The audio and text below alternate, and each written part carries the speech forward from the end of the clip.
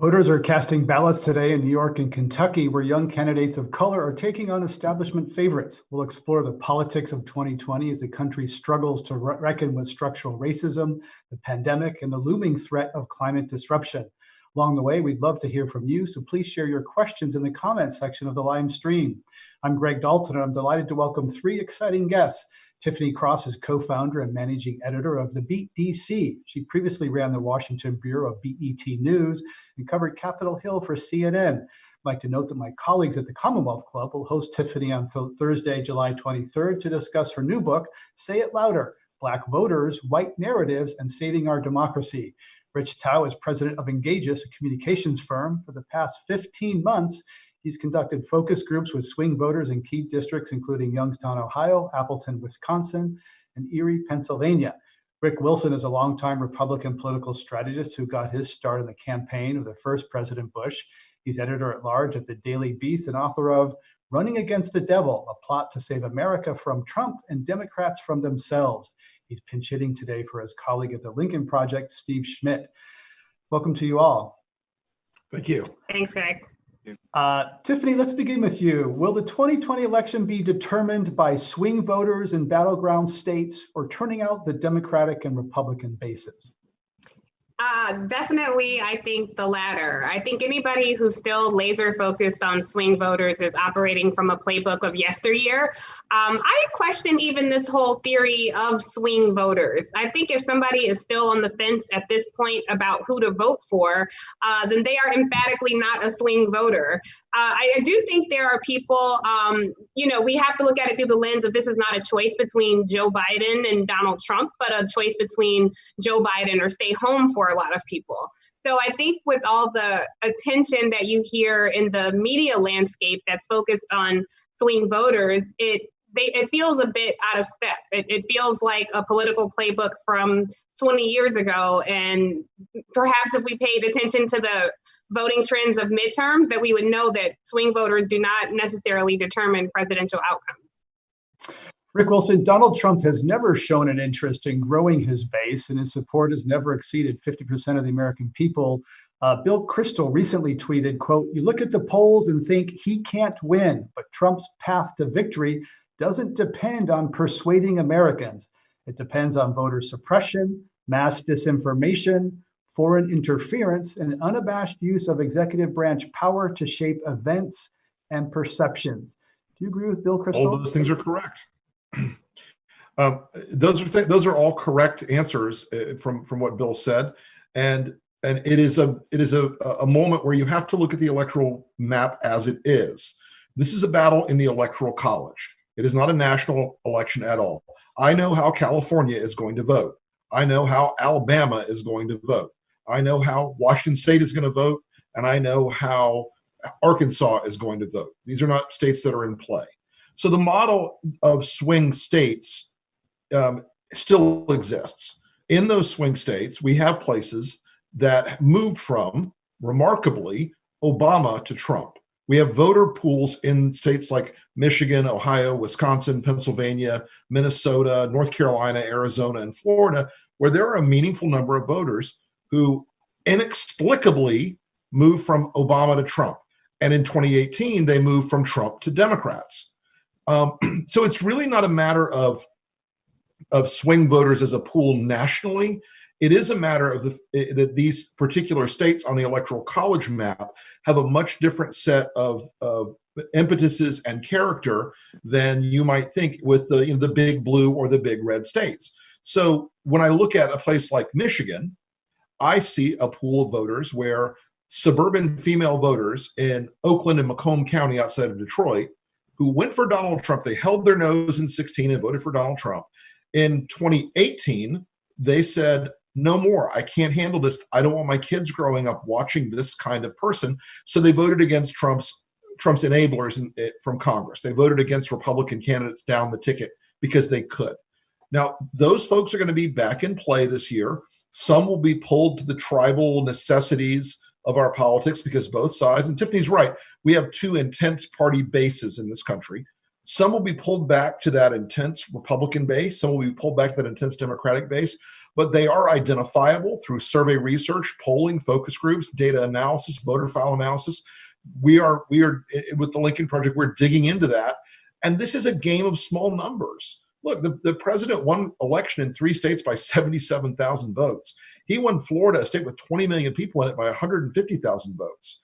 So going out there and hunting down these small pools of persuadables is critical, because we're in an electoral college game. That game is not about the popular vote. That game is not about the national mood. That is about going into a place like Florida and flipping 150,000 votes, or a place like Michigan and flipping 70 or 30,000 votes, or a place like Wisconsin flipping 43,000 votes. So all these places that were narrow adventures in 2016, we saw that in a lot of those places, they were former Obama states and voters. We got to flip them back, and we've got to keep them away from Trump in 20. Rich Thau, you've been talking to these people for 15 months, swing voters. Who are they? Where are they? What's a profile? What do they think? It's a great question. So it's been a fascinating exercise, crisscrossing the upper Midwest for a year, and then now the last few months doing it via Zoom. And I'll tell you, there are a few characteristics that stand out about these swing voters. The first thing is I would describe them as serial presidential monogamists. They fell in love with Bush. After 8 years, they fell out of love, fell in love with Obama. They loved Obama for 8 years, fell out of love with him, and loved Trump. And for me, the question is, are they on a 4-year trajectory or an 8-year trajectory? The second thing I'd say is that not all, but a sizable number are what you'd call classic low information voters. They get their news from local news sources, local TV, local websites. The majority are not getting it from CNN, MSNBC, or Fox.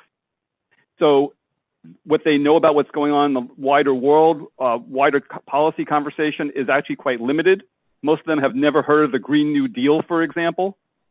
So as we think about who they are, we have to understand that their personalities are such that they're not driven by policy as much as they're driven also by personalities, and they're driven by a desire for change. They're sort of perpetually dissatisfied. They start off satisfied, the satisfaction wanes, and it wanes to the point where they're looking to take on something new. There's always a classic, are they Coke or are they Pepsi? They're both. They like both kinds of soda. They can vote for a D or vote for an R, depending upon who attracts them more. It's not a matter of either or. It's an and they just have to decide which one is more attractive. And those are the things I think are key attributes of those folks.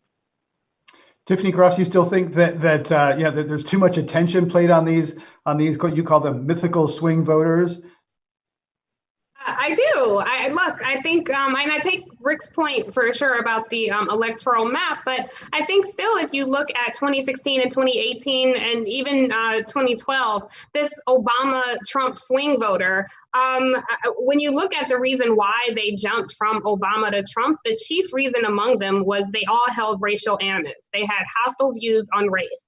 And so for me, if that is what we're calling a swing voter, it does trouble me that candidates get it drilled into their head that that's the person you need to go after. And there's data to back this up. There was a study done by UCLA, Princeton, and UC Irvine that disaggregated voters who switched, who were the Obama-Trump voters, and they found they were not likely to be suffering economically, but suffering from animus on race issues.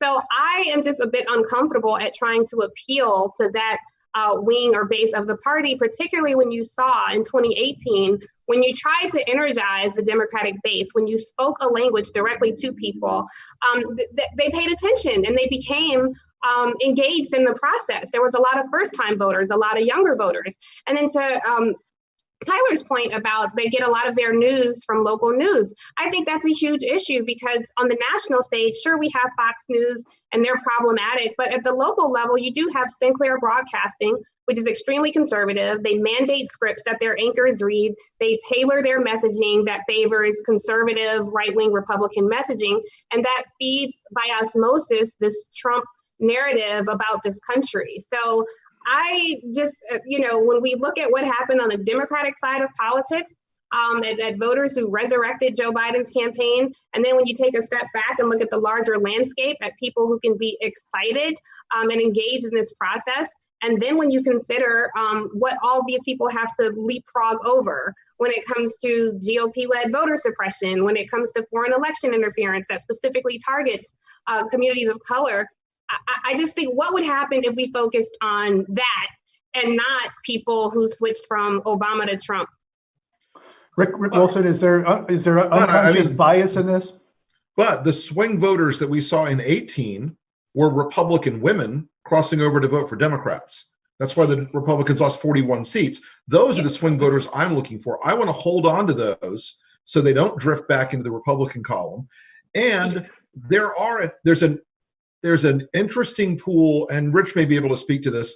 There is an interesting pool of independent men and Democratic men who tend to be less than college educated, who tend to be a little more ex-urban, who tend to be union workers, who you can get them back by being a fighter for them. You can work them by being a fighter for them. They feel like everybody gets to DC and screws them. And with Trump, because his portrayal of himself was so broad and so vivid for them, they thought he was going to be the one that saved them, and he didn't. And the trade deals hurt them, and his handling of COVID hurt them. So there are people out there, and believe me, there are plenty of people motivated by race in the voter pool. Plenty of them. You're never going to get them anyway. Right. Joe Biden or not, white guy or not, you're not going to get them. They were motivated against Obama, very much so, in a lot of those cases. Those folks tend to be older at this point, thank goodness, right? But they're there in the swing states. Yeah. If I could jump in on this for a second. Yeah, go ahead. Let's just say briefly. Keep in mind, these Obama-Trump voters voted for Obama. They voted for an African American for president. So the issue of race isn't the issue for me that I'm looking at here with these swing voters. What I'm looking at is a somewhat different phenomenon that Rick touched on, which is their America First orientation, which is putting America first when it comes to immigration and America first when it comes to trade. They're two sides of the same coin. And so for Biden to succeed, the way to win over those folks is to make sure that they're arguing an America First agenda, not necessarily using that term, but using the same impetus and the same animus that people have toward making sure that America is put first without being xenophobic about it and racist about it. I think there's a positive side to that story if it's done well. So that's important. Bill Clinton actually achieved that back in the day. So I'm certain Rich is not suggesting that because somebody voted for Obama, they're not racist, but I do want to address Rick's point about the swing voter and the women, the Republican women. I think during midterms, we saw support from Republican women shrink from 53%, I think, to 49%. And I just have to say, I would never put my faith or my livelihood or my life in the hands of that wing of the party, trusting that they might vote in their interest. I do think it says something, Rick, when it was a local race and they were voting on local issues. And I totally take your point. I don't disagree with you on that. But I think on a national stage, can we trust that when they look at whatever landscape they're judging by, can we trust that they're going to vote in their interest and not vote for Trump? Maybe you do. I don't trust them to do that. I would rather focus on people who have skin in the game, pun intended, and who are ready to hit the pavement. I just, somebody who in 2016 thought Trump was a viable candidate is a problem. It's not that I trust them, it's that I'm going to throw a tremendous amount of money and television at them to make sure that we keep them on the side of light in this election. And we're going to do the things we have to do to litigate a case against Donald Trump, so that those folks understand that if they're standing with Donald Trump, they're standing with things that they find horrible: bullying, cruelty, kids in cages, racism, the 300-pound Confederate guy with the AR-15 and the Confederate flag on the steps of the Capitol. Those things, if you frame this election with those big terms for those independent and female suburban voters, who do tend to lean a little more center, they're center-right voters. If we do that, I think there's a better chance of that. But I don't take anything for granted. I don't do anything based on hope. We build tools and implement them. Yeah. One thing I would jump in and quick. Rich Thau, let me ask you. Sure, Rich Thau. Yeah, I was just going to say very quickly that in our experience in doing the Swing Voter Project, we also have interviewed Romney Clinton voters. And those folks, almost to a person, detest Donald Trump. So I wouldn't worry too much about them going back to voting for Trump again. The animus there is off the chart. It's the Obama-Trump voters who I think are the key to the swing voter component, not the Romney-Clinton voters. Rich Thau, will issues matter in this election, or is this just a referendum on Donald Trump? And will issues matter, and which ones? Well, I would say that issues will matter. The question is, of course, what's going on in the country come October and early November, and whether we're still in the midst of a pandemic, what the economy looks like, what race relations look like in the U.S. All that's going to matter, plus whatever else might erupt between now and then. Of course, we have no idea. So yes, I think issues will matter. I think one other thing I would say, though, is that I wouldn't call this entire election a referendum on Trump. I think it's a huge mistake in targeting swing voters to say that, oh, we'll just make Trump as miserable as possible looking to swing voters, and they'll have to take Biden. And in talking to a number of these people, you still have to make a case for Joe Biden. The thing I've uncovered, which has stunned me, and I'm not easily stunned, I've been doing this almost 20 years, is how focus group after focus group, folks of these Obama-Trump voters know almost nothing about Biden's biography. They know that he was Obama's vice president for 8 years, and that's about it. They don't know he was a senator. They don't know he's from Delaware. They don't know anything about his family background. So to me, he is a tabula rasa to a massive segment of these swing voters. And so I'm not so convinced that you can beat something with nothing. Biden has to define himself for these folks in order for enough of them to vote for Biden for him to win. I would just say, I would add, Greg, that that's probably true across the board, Rich. I think there are people on both sides of the divide who don't know a lot. I think, all of us on this panel consume the minutia of government and, read 8 papers before the sun comes up. Most people out in the country are not doing that. They're getting kids to school and figuring out how to pay their mortgage, et cetera. But even the people who do know Biden, I would say, are not overly excited about his candidacy. I mean, when you look at the numbers and break down the data, it is mostly a vote against Trump, not necessarily a vote for Biden, which I will say concerns me, because if he's not an excitable candidate, and you have to consider this new electorate that's a part of this process now. And for them, Obama was their floor, not their ceiling. And so previously, people could only see the possible, and now people are seeing the impossible. And they're asking, how do we reimagine America? How do we reimagine every part of democracy that we thought was written in stone? And so I think Biden has made some mistakes here or there where he's tried to make safe choices and tried to walk the middle of the road. And I would argue in this time, that's how you become political roadkill. I think his candidacy is going to hedge heavily on his running mate. So I really hope that he picks a running mate who can excite the masses and people who are used to having a president who, can inspire you and was an orator, like a Sunday morning Baptist preacher. I don't think there's enough younger people in the electorate who realize that's a once in a lifetime type candidate, a once in a lifetime type president.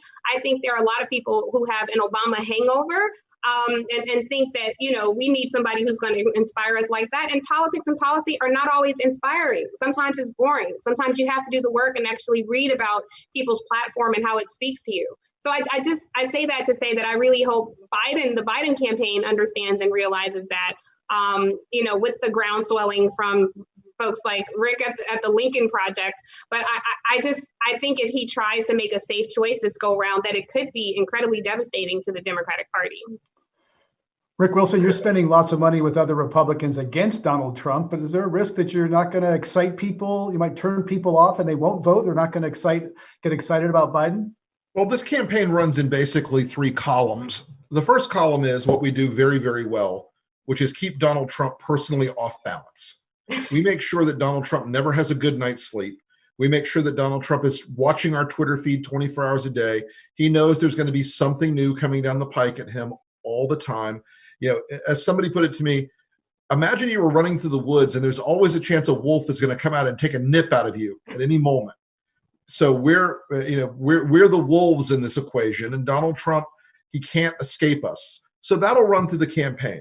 We're also prosecuting the case against Donald Trump because from our research, we've seen that there are voters who may dislike him, may think he's doing a bad job sort of generically, but we've now got things like COVID, where there is a price tag in terms of lives and in terms of our economy, and we're going to articulate that in the ways that, as former Republicans, we're very skilled at. We're going to focus that very, very fine set of tools we've developed over a long period to communicate that message to voters, so they really have a clear choice, that it's not just a partisan question, that it is a demonstration of how incompetent and corrupt and unstable Donald Trump is. And the final part of this will be more persuasion. There will be more uplift. That's going to be much later in the process, though, because for right now, there's a value added to this, to keeping Donald Trump's numbers in the 40 and sub 40 range. That prohibits him from getting a big lift under his wings. That prohibits him from getting to takeoff speed. That prevents him from starting to deploy the resources that he's been raising in a smart way. We've been making them burn money in all kinds of places because they are undisciplined and they can't change that. That is the character of their candidate and their campaign. So, there will be a moment where we persuade, but I will say this, and you may call me the cynic of the group, but I've done elections for 30 years now. I have won an awful lot of elections by personality and a very few by policy. It would be nice if we were debating this on policy. Yeah. It would be great if we, go back and had fights about, I don't know, marginal tax rates or what's the carbon level in the atmosphere going to be. It would be great if we did that. But at the end of the day, more often than not, if I can come out with a hammer and turn the other guy into a villain or a stooge or an incompetent, I'm going to win. And that's just a harsh reality of politics. People like to hear things. They like to hear, I've got a plan. But honestly, when Elizabeth Warren came out with a healthcare plan that was 650 pages long, all I could think of was, I don't know how much time and effort they put into that, but about 8 people are going to read that. And 3 of them are Trump opposition researchers who are going to find the 10 things in it that scare the hell out of voters. So, those sort of fine-grained policy things almost never have the impact that campaigns that are full of hope and optimism believe.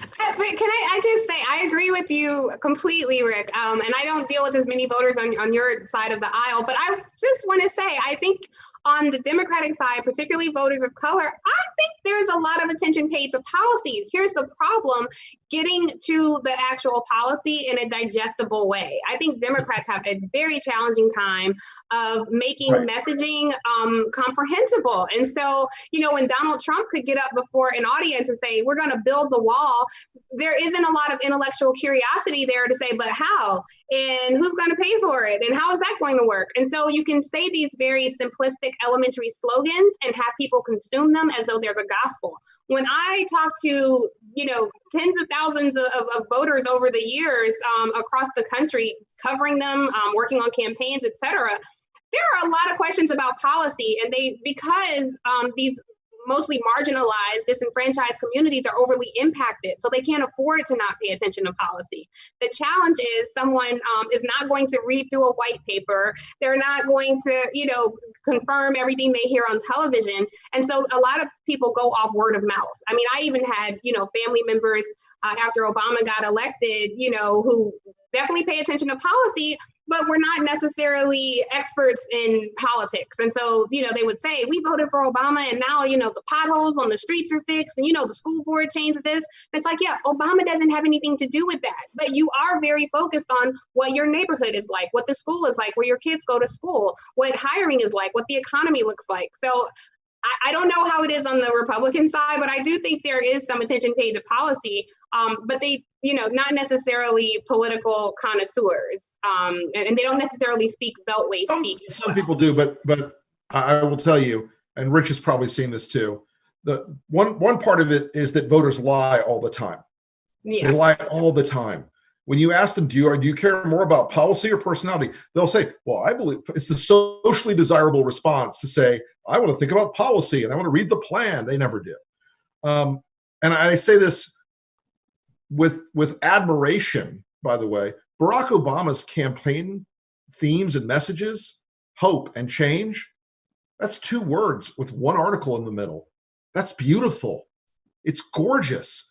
It's perfect. It's what voters wanted to know and hear and feel in a time where we had war and an economic crisis. Donald Trump, Make America Great Again. It was a narrow cast message that fit on a trucker hat. And it went into the minds of these people who felt like they'd had their jobs stolen by trade deals, and that the economy had passed them by, and that the country didn't look like the white old America that they loved in Western Pennsylvania and Northeastern Ohio and Macomb County, Michigan. So short, sweet, declarative, active voice things like that are really persuasive to voters. We're talking about the 2020 election in Climate One with Rick Wilson, a longtime Republican strategist and co-founder of the Lincoln Project. Rich Thau runs a swing voter project that conducts focus groups with Obama-Trump voters in the upper Midwest. And Tiffany Cross, co-founder and managing editor of the Beat DC. Alex Cruz is a 45-year-old married man who lives outside Tampa. He grew up in Brooklyn and says over the years, he's voted for several Democratic presidential candidates and sat out a few other elections. He also often votes third party when there's one on the ballot. This November, Cruz says he's still not quite sure what he's going to do. When I was more ignorant to politics, I may have been drawn to a personality type, how the person spoke, the mannerisms or something, without knowing everything that was underneath the whole system of how it works in politics and voting. Knowing too about the Democratic Party, apparently the Working Person's Party for people of color, for minority, and I felt like I was in that demographic growing up, being a Hispanic male. Seems like every administration has gone against everything that I would believe in. I don't believe in war or the war on drugs or war on anything.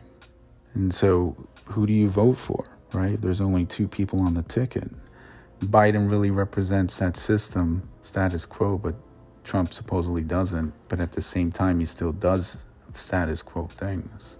So I don't think it matters who you vote for. My plans are to write in a candidate. I still believe in the power of voting. And one idea is to have people from the bottom up get into politics and create parties of their own, grassroots, that oppose the 2-party system that we currently have. Maybe through several years, we can accomplish actual policy changes, environmental changes, economic changes that we need to see before it's too late. That was Alex Cruz, who lives in the Tampa Bay area. Rick Wilson, we have never had we have Coke and Pepsi. We have more choice for soda and a lot of things, toothpaste, than we do political parties in this country. Other democracies have more choice. Why don't you spend all that money on, creating a third party, or if you have considered that, to give people really more choice? Maybe I will. No, look, I think we're at an inflection point in our country where well, first off, in 2020, a third party vote in 2020 basically is going to reelect Donald Trump. The libertarians are not going to move off of Trump. They believe that that's probably their best bet right now to accomplish some of their things.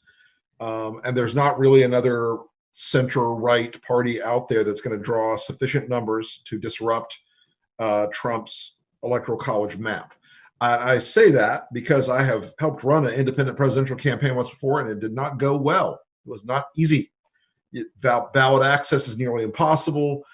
You can't get even anywhere near 270. You can't even get enough to blow the other guy off of getting 270. So, but I have a sense that our country is very close to a fragmentation point where a nationalist, populist, Trumpist party is born out of the wreckage of the GOP, where a center-right party is born out of whatever comes, from the kind of things we're doing and other folks are working on to try to restore limited government, constitutional adherence, et cetera.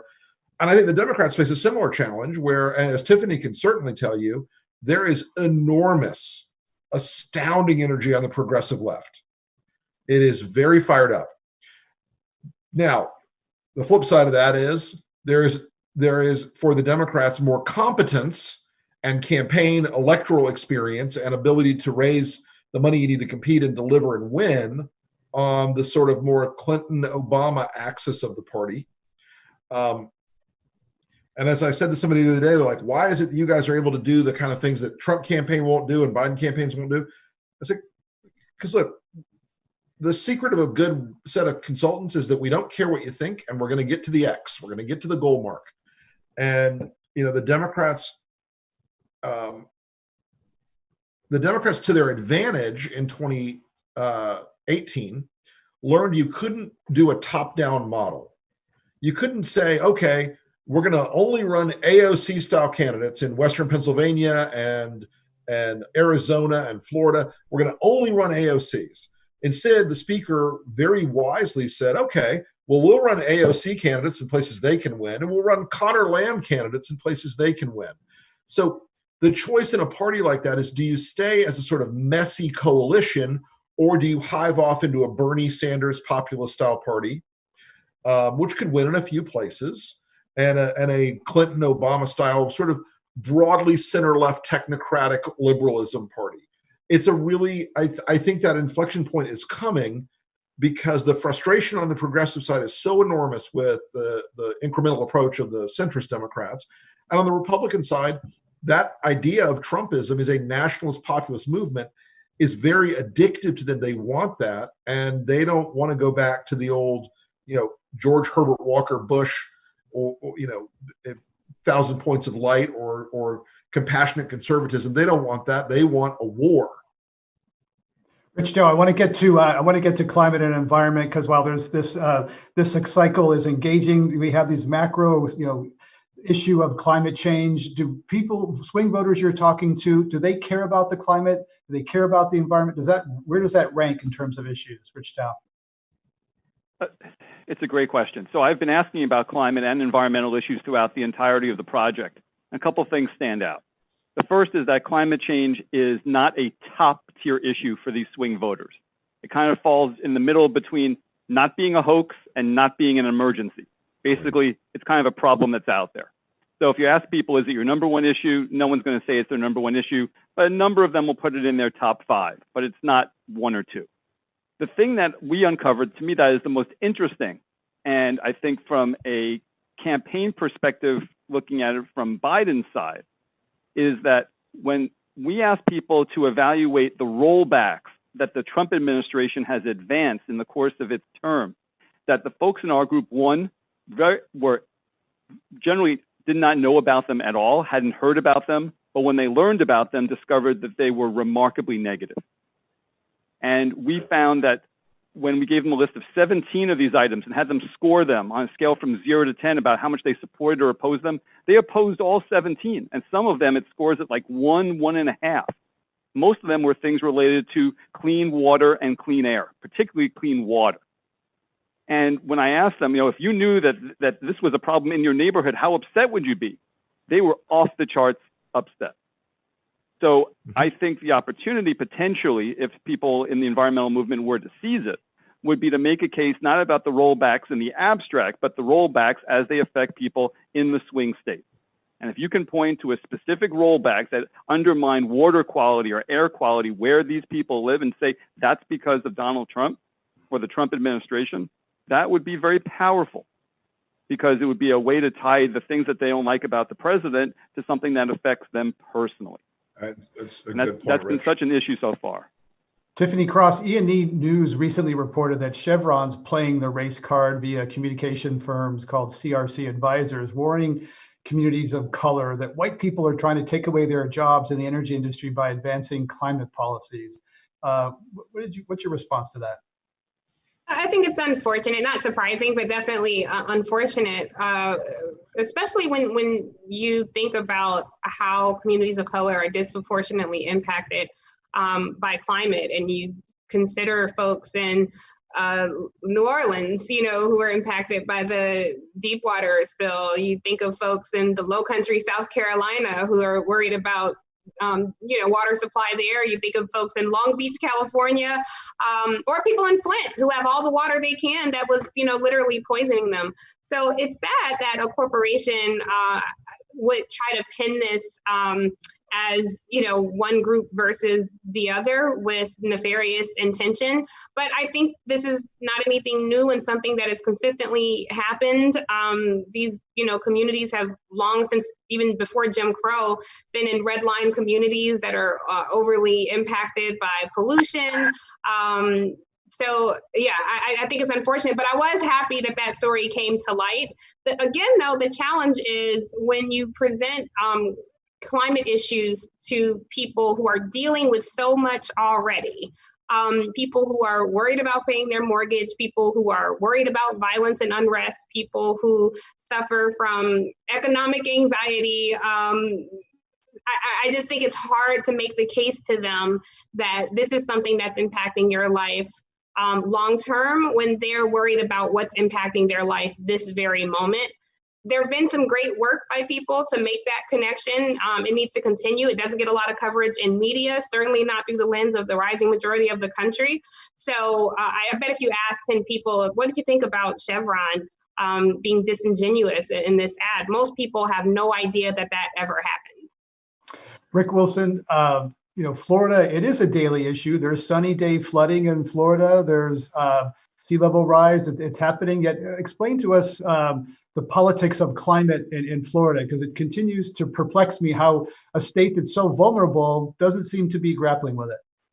Well, I think the number one issue in Florida that I've seen in our polling in Florida, I live in Florida, I've done a lot of campaign work here, that is the killer app of issues.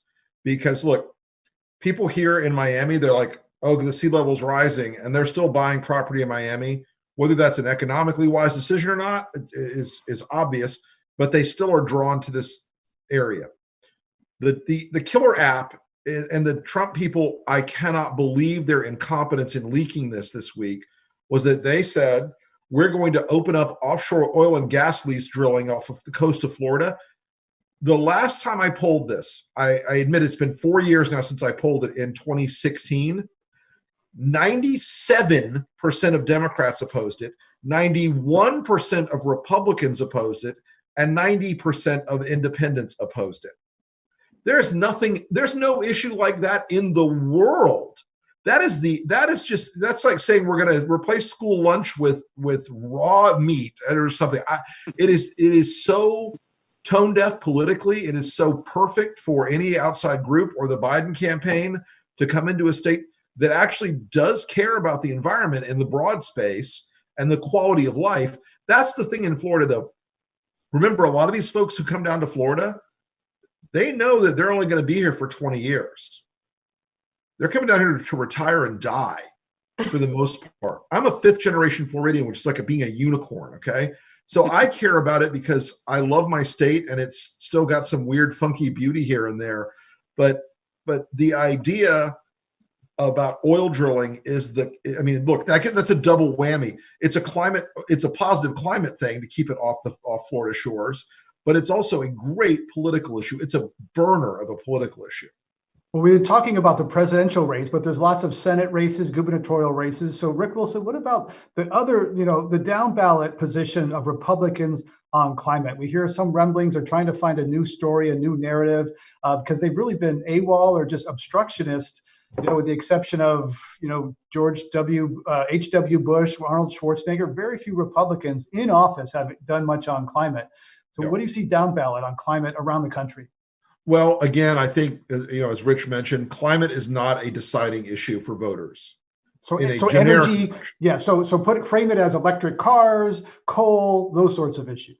Yeah, and look, if you can show, as Tiffany mentioned, if you can say, listen, we're going to ban coal so your kids don't get asthma, that's how you talk about it. Yeah. People still look at climate, and we've seen this in our polling and our focus groups over the years. They still look at climate change, even when they say, okay, it's happening. They still look at it as something that is abstracted. And if the momentary, the mom who hears, okay, climate change is going to eventually raise the sea level in Orlando to the point where Orlando's beachfront, versus my kid has asthma and there are oil rigs off the shore and our water's polluted right now. The right now always wins over even when the downstream consequence is much worse, much more cataclysmic. The immediate, the immediate thing that falls closer on the hierarchy of needs at that moment is going to get the political leverage to be a changing factor in the way people behave. Rich Thau, have you tested at all sort of the, greening the recovery, the COVID recovery, whether people want to see a move away from fossil fuels as the country comes out of COVID? Does that have appeal? So one thing I've discovered in my years of doing message testing on a variety of issues is that the idea that you want to conflate multiple causes, no matter how good they are, is very off-putting to a large swath of the American populace. In other words, people want you to work on issue X and address that issue and not necessarily leverage in a separate issue, however much merit it might have, because it gets in the way of solving the problem at hand. So when I ask the swing voters, for example, about addressing clean energy and having Congress spend money on clean energy as a way to jumpstart the economy in the midst of this pandemic, they looked at me like I was crazy. Their response was, no, if you're going to spend the money, there are people unemployed, they need money, they need income, they need jobs. Focus on that. Don't try to specifically help one industry or one sector to perhaps the disadvantage of others. And it was an issue of fairness, and for them, that just didn't seem fair. So classically, Americans have a silo mentality when it comes to public policy. And that's one reason why they get bent out of shape over SSI benefits when it comes to Social Security, for example. And I think that you have to think about that in every message that you have about climate, is that if you're going to focus on climate, focus on it, or focus on clean energy if that's your message. But to intermingle other concerns into those, again, this isn't necessarily my personal opinion. This is what I hear from respondents all the time, which is focus on the issue at hand and don't mix issues together. Tiffany Cross, there's a real energy right now on the left about climate justice and intersectionality and dealing with economic inequality and fossil fuels and housing, et cetera. So your response there to what Rich just said, that alienates a lot of key voters. Yeah, I can see that because I think that even the wing on the left who's laser focused on climate, even with AOC, she ran on that issue, and that was a big issue for her.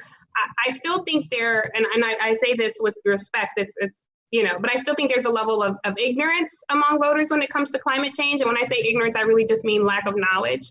And so I don't know that if to Rick's point, if you put something to someone in consumable terms, that it would alienate them. I think it comes more from people, a lack of understanding, from people not being focused on the issue or not recognizing how the issue disproportionately impacts them.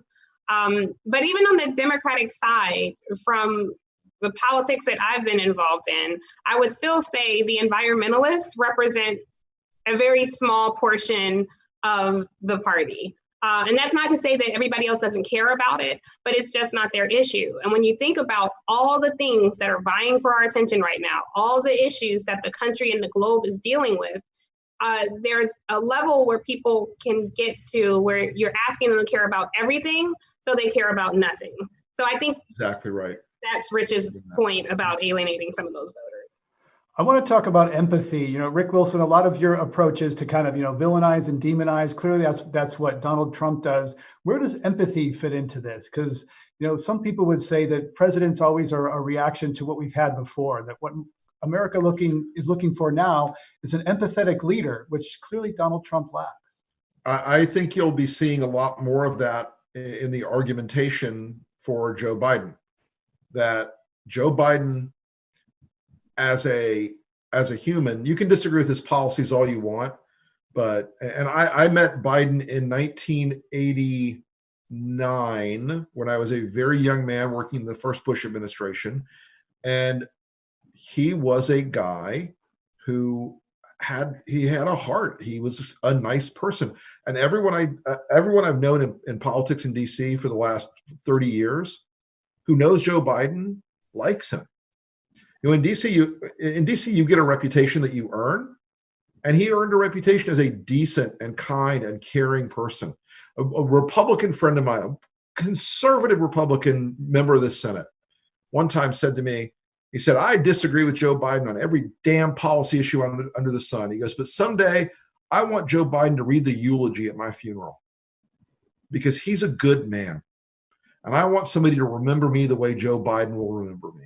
And you're going to see that from, I think, the campaign. You're certainly going to see that from our group and many others going forward, that Joe Biden is a return to decency and competence. And this idea that we're going to fight about, issues, and we're going to fight about policy matters, and it's not going to be cast in every single time as it's the apocalypse. If I don't get this Supreme Court judge, the world ends tomorrow. And Biden is a transitional figure. He is the demographics and actuarial tables alone tell us that Joe Biden will not be president for, probably more than one term. We just know this from history. And the idea that he's going to be a transitional leader to help let us breathe out of Trumpism and move to something where we can have, the sort of political homeostasis America was accustomed to. Because for about 60 years, the left never held too much power for too long. And the far right never held too much power for too long. It was messy. It was noisy, went back and forth and up and down with who had power and who had influence and all those things. But it generally we sort of poked along as a country. Trump promised radical change in one direction. Biden is not promising radical change in the other. And I think that's wise politically and strategically.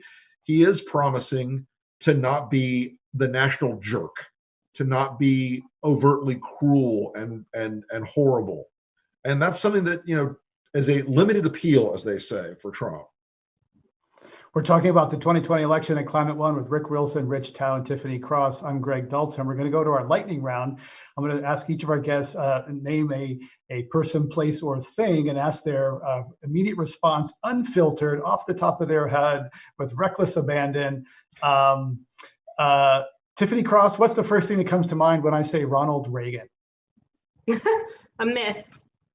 I'd say he was a myth. Yeah. Okay.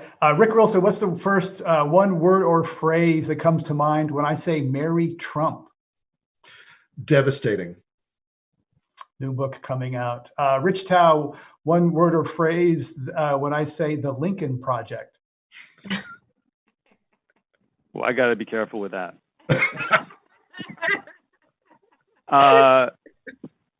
Patriotic.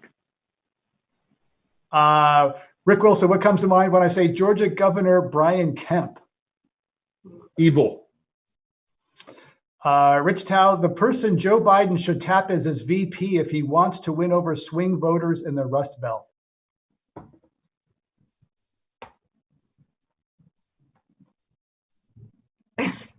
Here's my answer. Doesn't matter. Tiffany Cross, the person Joe Biden should tap as his VP if he wants to excite Black voters who have that Obama hangover. There is nobody, but for lack of a perfect option, I'd say Senator Kamala Harris. This is true. These are true or false. Tiffany Cross, true or false? You don't like making people uncomfortable. False.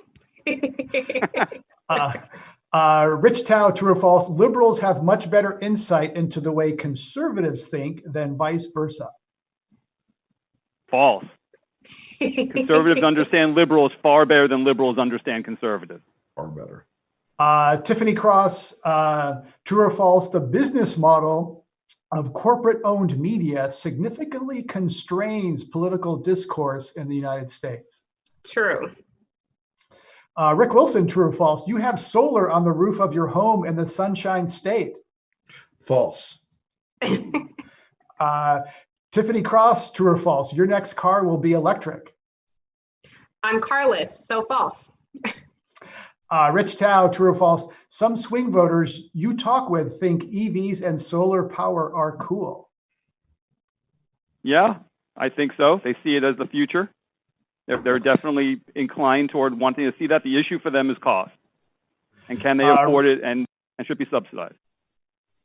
Rick Wilson, true or false? Sarah Palin's nomination as vice president in 2008 helped usher in an era of know-nothingness and trivialized American politics. Sadly true. Yeah, that was one for, I think, even Steve Schmidt, who was going to be on this initially, was involved in that, acknowledges. Last one for Rick Wilson, true or false? Republican leaders Mitch McConnell and Lindsey Graham sold America to Trump for a few dozen federal judges. Truth. I think I got that one. All right, Yep. Thanks for getting through the lightning round. We have some questions. Lauren online has a question. Please talk about voter suppression. Rick Wilson, this seems to be just like shamelessly out in the open. It's not even in, they're Right. not even hiding it So, anymore. for an awful long time in this country, voter suppression and voter fraud were both marginal activities. There were individual counties and individual people who would either try to prevent voting or who would engage in voter fraud. It has scaled up so quickly in the last 2 years, and it certainly existed, but it's scaled up to a point now where the implications, what's what I call Brian Kemp evil, because as a limited government constitutionalist conservative who believes in individual liberty and your right to vote being one of the most fundamental rights that we have, engaging in the kind of behavior that we're seeing there, the kind of behavior we're seeing out of the Trump campaign in the White House, trying to prevent early voting, especially in the time of a pandemic, it is reached a point, I think, where a constitutional remedy in the future may well be required, because it is really gone to the point of things like we're seeing today in Kentucky with one polling place for almost 600,000 voters. That's insanity. Tiffany Cross. So I love Rick, and I hate to disagree with my friend Rick, but I have to say, Rick, I don't think there's been an uptick. This has been something that's so prevalent, particularly in the African-American experience, in our entire political engagement in this country. I don't think you can ask any Black voter, has there been an uptick in the past 2 years, 4 years, 10 years? I think, throughout history, there has been a concerted effort to make the path to the ballot box very narrow. Brian Kemp didn't just start this 2 years ago. His entire career was predicated on voter suppression. He literally jailed people. There were, in Michigan during the 2016 election, there were 75,000 people in Detroit to have their ballots turned out. Detroit happens to be the most populous city in the country, overwhelmingly comprised of Black voters. You could go into every local legislature and look at their practices. And in the majority of the states, when you look at things that were designed to be laws, look at Mississippi, how they have designed how people are elected. It is specifically designed so Black votes are either diluted or completely left out of the process. I think why there may be thoughts that voter suppression has had an uptick is because the media for the first time started paying attention. Whereas previously, they used to just bake it into the cake. They would just assume that voter suppression was happening, and the only time they would cover it is if a race was competitive. During the 2018 elections, there was not a lot of voter suppression stories. In fact, the Tyndall report, which covers news stories, found that between September and November in 2018, across all the major networks, there were less than 10 stories on voter suppression. And we all know there was a lot of voter suppression happening in 2018. So Rick and I both agree that it's an issue. I just wanted to make the point that it's certainly not a new issue, and it's been something that Black communities, but a lot of other communities of color have been grappling with for a very, very long time. My point about the scale up is particularly about the White House and the Trump campaign trying to suppress mail-in voting now. Yeah. You're absolutely right, Tiffany, especially for African-American voters over the decades. But they're trying to suppress early voting and absentee voting at scale. Talking nationally now, where they're looking to disenfranchise white people. That's why it became a story. Tens of millions of people in states that they choose, that they feel at risk in. And Georgia is one of the states they now feel at risk in. The growing Hispanic population in Georgia, the growing African-American population in Georgia, the younger population in Georgia, they looked at that formerly red state and said, holy, we've got to stop this. And that's why Kemp has been very much front and center in efforts to turn down the ability to vote and to select lobbyists to select a voting system given them by electoral lobbyists who are not friends of representative government. Let's just say that. Yeah. And so Patricia, sorry, go ahead. Patricia online has a question. Can we revive the Voting Rights Act, and how? The Supreme Court's pretty much dismantled that. Shut that down. I do think though this country is probably ready for a constitutional level of enhancement of the protection of the right to vote. I feel like that is something that we are legislatively would be very difficult, but I think that voters are feeling a little bit now like something's off kilter with voting, and I think that you could reach that point in the next few years. I just think that we had an infrastructure. I mean, when SCOTUS killed Section 5 of the Voting Rights Act, it devastated the voting process. And I think part of the reason why people didn't realize what an issue voter suppression was until there were mail-in ballots is because not everybody recognizes what voter suppression looks like. And so where you saw in Wisconsin, people standing in line in the cold and the rain, and the networks paid attention and said, oh, this is insane. Well, that happens every election cycle, state, federal, and local elections in most Black neighborhoods. They purge lists, they shut down polling sites. So every time it's time to vote, you have people waiting in line for hours. And it increased. It wasn't like it didn't exist before, but once the court killed Section 5, which said that these municipalities, which previously had a history of voter suppression, had to check in at the federal level before adjusting their laws, where they found loopholes in that before. Now they can be out in the open about it. Even when it comes to gerrymandering and redrawing districts. I mean, partisan gerrymandering is not illegal, but racial gerrymandering most certainly is. And you even see a lot of that happening, something Attorney General Eric Holder is pursuing at the federal level. But Rick Wilson, you say that liberals are actually in a little bit of a fantasy land about the causes of their setbacks, gerrymandering, the Koch brothers, Citizens United. Tell us about that liberal bubble that you think that they you mentioned in your book.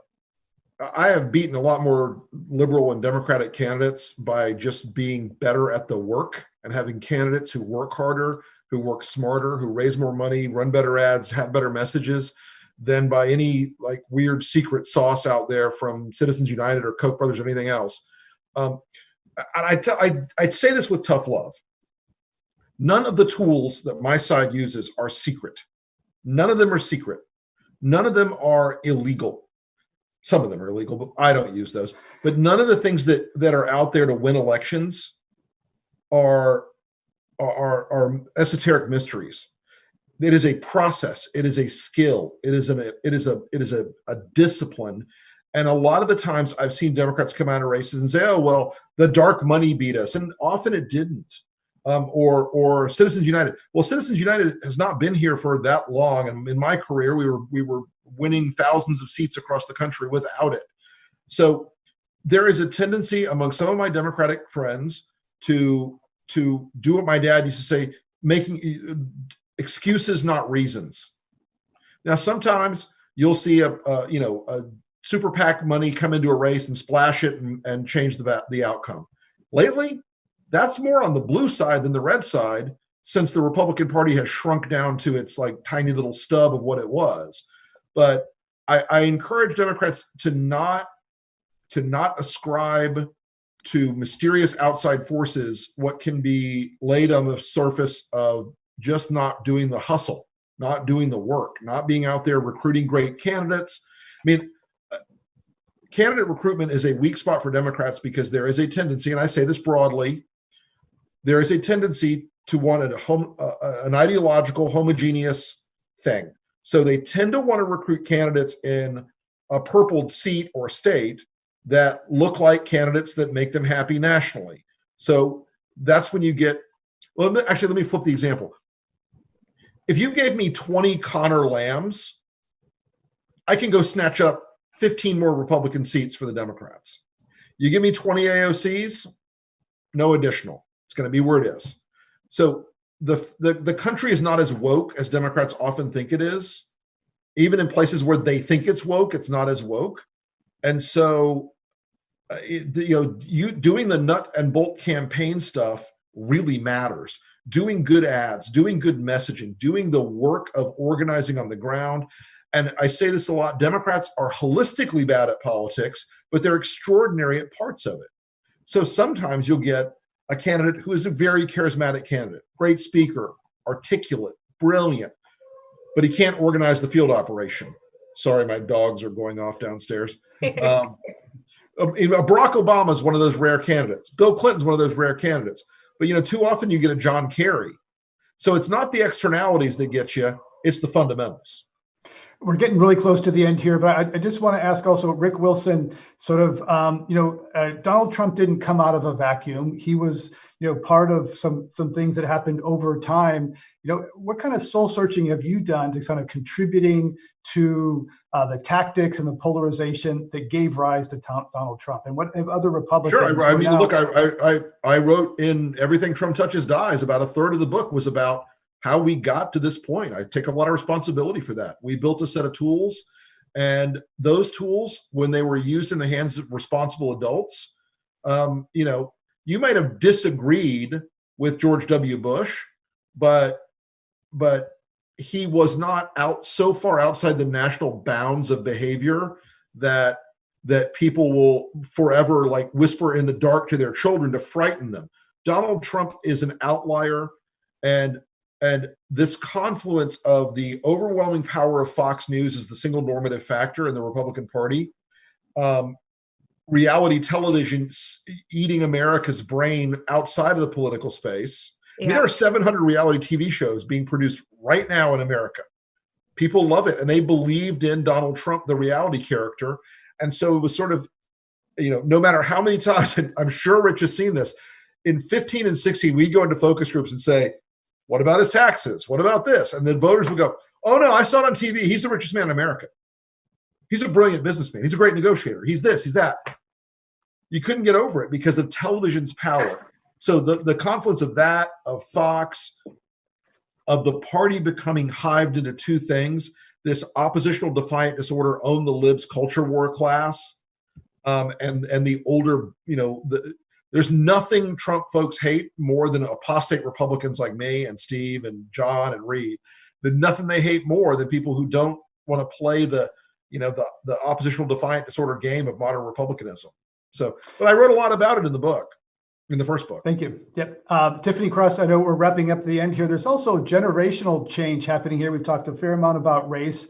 Eliot Engel, chair of the House Foreign Relations Committee, been in Congress for 30 years, facing a tough race from Jamal Bowman, former middle school principal in the Bronx, first-time candidate. Charles Booker is, challenging the establishment. Candidate, former Marine combat pilot at Amy McGrath in Kentucky. Tell us about sort of the generational fissures you're seeing here. Yeah, I think that's such an issue. And, Rick, I was listening to you talk about some of the things that Democrats do wrong. And I found myself agreeing with a lot of what you said, because, to your question, Greg, I think there is the issue that some of these members die in their seats, and it's like you have to groom somebody to pick up the mantle and take the next step. And I'm disappointed that I don't see a lot of that happening. And there's also, even when it comes to widening the voting electorate, I mean, there are definitely spaces where Democrats benefit from keeping the electorate narrow, because that will bring in new voter base, younger voters who may not be as loyal to incumbent candidates. So look, this is time for introspection on all sides about what we can do to reimagine America and be the collective architects on what this next phase of government looks like. Mm-hmm. And I think it certainly says something that Charlie Booker came on the scene after being shunned by people in the Beltway, and he built this groundswelling in Kentucky by being progressive. And, Rick, I do hear you about AOC, but I would just add that there are these progressive pockets of the South. So maybe Alabama isn't woke, but Birmingham most certainly is. Maybe Georgia isn't woke, but Atlanta most certainly is. So I think there are pockets where there is space for younger, more progressive candidates to find their pathway. And then perhaps energize a new base of voters.